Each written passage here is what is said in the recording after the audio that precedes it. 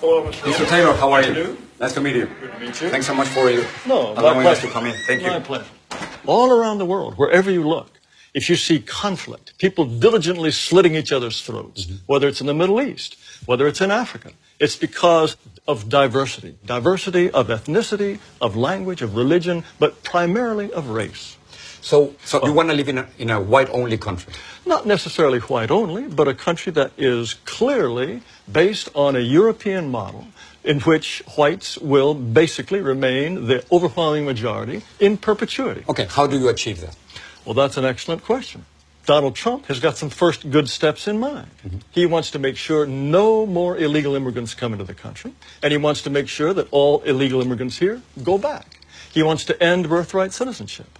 He wants to put at least a temporary ban on Muslim immigration. What happens with Asians? What happens with African Americans? What happens with Latinos? What happens to my You presented me with a very limited view of the United States. You're saying the United States is a place anybody can come and turn it into anything you want, and the people who built this country and established its institutions, if they glimmer away, so what?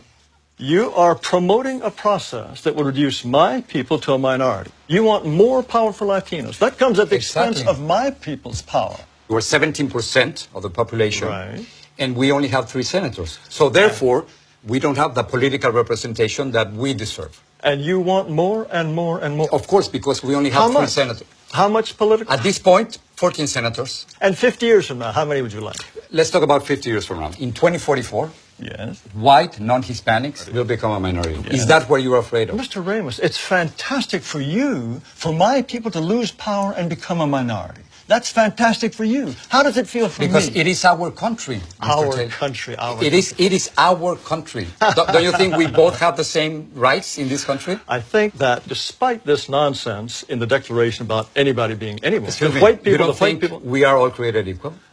No. What you want to do is change this country into an entire nation in which white people will become refugees in their own land if your vision comes through. You don't want to live alongside Mexicans? Now, why is it wrong for me not to want my neighborhood to change? If my neighborhood is European, if my neighborhood, they don't keep chickens in the backyard that crow at 3 in the morning. What are you talking about? That's a complete stereotype. That's a complete stereotype. Yes, and stereotypes are all true. It's a racist stereotype, what you're saying. Oh, racist. Give me a break. What are you going to do with the thousands of Muslims? We certainly American citizens who are serving in the military. I'm sure that we just couldn't possibly survive with all those Muslim Navy Rangers. Yes, I'm sure that's true. That is not right. No. I'm talking about You cannot make fun of people who are saving our lives. They want special holidays and special food. So if you don't like their religion, you don't have to join them. That's fine. No, but you can't discriminate against them simply because you...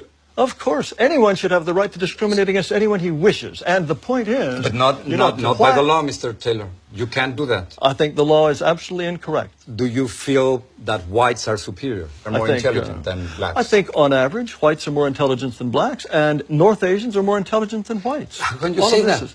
How can you think otherwise? Mr. Taylor, what evidence would you have to think that a pygmy is, on average, is just as intelligent as a Dane? Why would you think that? The entire record of history is completely consistent with the assumption that black Africans are less intelligent on average than Asians or Caucasians. That's absurd. That's repugnant and absurd. Repugnant to you? Yes, of course. Why would you even entertain the possibility that on average a pygmy is as intelligent as a Japanese? The comparison that you are trying to make, it is simply impossible because of historical circumstances, because economic conditions, because of the More excuses. We have to be willing to say to all those who are non-European, we wish you well, but this territory is for us. And sorry, we have the right to be us, and only we can be us. So you want me to leave? Under certain circumstances, yes, we would ask you to go. Unless whites are prepared to exclude people, then they will be shoved aside. That is the fate which I will fight until my last breath.